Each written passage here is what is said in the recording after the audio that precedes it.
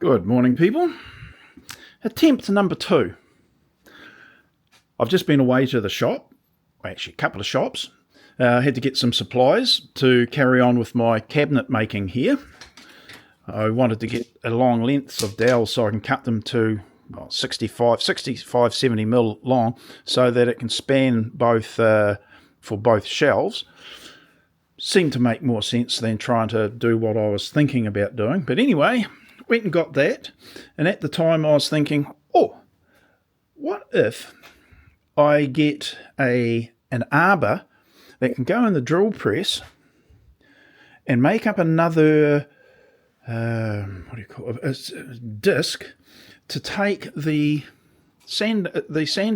abrasive pads.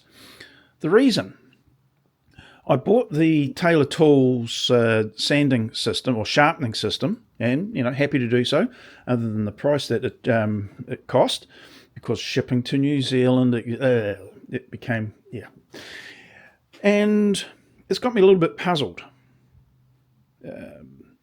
They've got one disc here that is to be used in conjunction with the leather strop disc, and the suggested abrasive is 220 on the underneath side of it.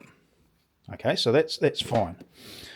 The other disc is suggested to have the 80 grit to allow you to, bring back to some sort of condition. Ooh, gee, that gave me a bit.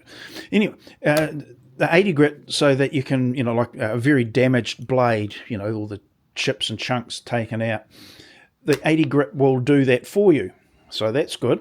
And then you put another disc on, another abrasive pad on top of the disc just to give it a little bit more of a hone to perhaps the back surface. But they give you 3 different abrasive discs, 120, 150 and 180. Now, I'm not certain why. If they gave you one only, well, you mount it and you're happy. But now that they've given you 2 more discs, you've got a decision to make. Which one to use?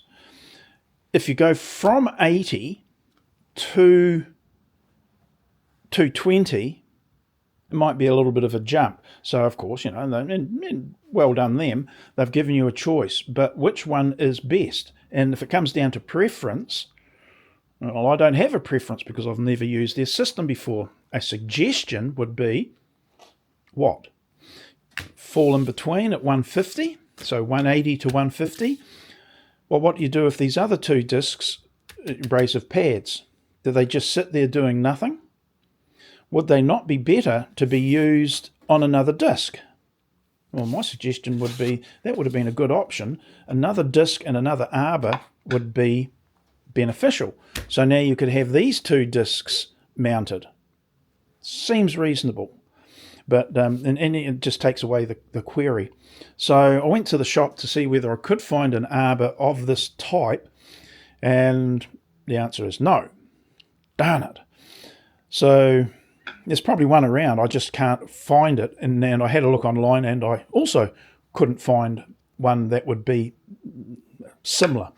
Then I thought, what if I take a bolt, countersunk bolt, that is about the same size, if not a little bit bigger than what we've got there. The only thing that's missing is, of course, the arbor. Oh, hang on. Isn't that the equivalent of the arbor? Well, it sort of is, isn't it? And put a washer on top to give a little bit more spread, and support. Put a bolt on top of it, or a nut on top of it, and then I've got my arbor. Excuse me. Now all I need to do is to make a disc. Now it doesn't have to be acrylic, I'm assuming, and I do question why acrylic at all. So, it's just a question, because I'm trying to work out what to use.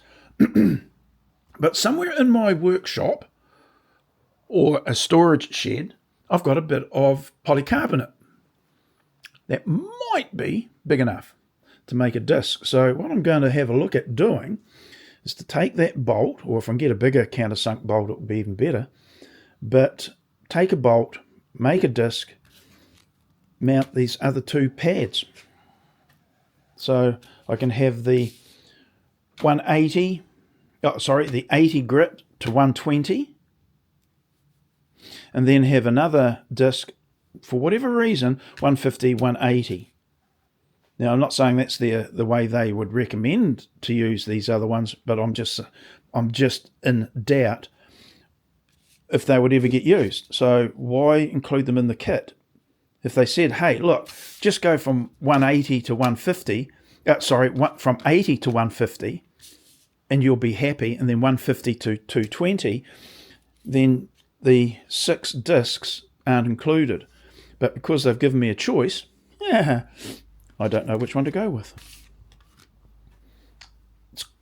80 is quite coarse. The 120 or 150? I'd almost think 150. Then 150 to 220. But it's a bit of a step. Anyway, I don't know. I'll make something up and see whether it works at all. The reason I like the idea of the arbor being used is that it's got more chance of, excuse me again, more chance of the disc being held flat and true. It won't have the wobble that this may have. It's probably why you have an arbor. It also doesn't have to be dead flat underneath to be fair. Doesn't have to be. Ideally, yes, but not 100% necessary, because they do say that you want to keep your blade, your chisel, your whatever, on the outer edge of the disc, and even to the point that if you've got a fence on your, come this way, a fence on the table here, then the jig should be set up so that it only approaches the appropriate point on the disc, so it can't go in any further. Thinking that if I were to make up another disc, if this doesn't prove to run true enough, then making up one with a bolt may help in that regard. So, and of course the bolt would stick down below. Food for thought. So there we go. I've had a quick look at their literature or their videos, and I can't see where there probably is, but I haven't seen one where it's saying about the 3 different grits and which one to choose or why you would choose one or the other. It may come down to your personal preference or the item that you sharpen, and I don't know.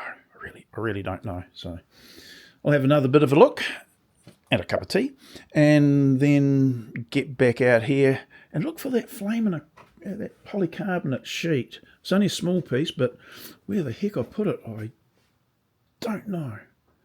I thought to myself at the time, oh, that's a good piece. Don't throw that out, David. What have I done with it? Don't know. Well, let's just have a... You won't be able to... It's a bit dark. No, I put it here. That was the trouble. I stripped a lot of the stuff out of the garage. Can you believe it? But I stripped a lot of it and just put it in a shed somewhere. But that somewhere is now up for some question. Okay, rightio. Happy with where we're going with that. Happy with the use of the vertical panel. I can understand why people do it now that I've used it. Really like it, and I can see myself developing it up a little bit further to make it more useful than it is. At the moment, just the way it sits, it's precariously suspended by 2 the dowels, those steel dowels that I've got, the standoffs, and it wouldn't take much to bump it and them drop off. So got to fix that, and I've got an idea of making it tilt-able for some potential projects in the future, or just versatile for other people to use, but I just want to make that up. Pads there to act as a stop, nice and solid. Just everything gets added and reused for different purposes, all within the one system, the SBS system. So, right, okay, cup of tea time. polycarbonate search, and then I'll get back to you and we can go from there. Rightio, see you later now. Bye.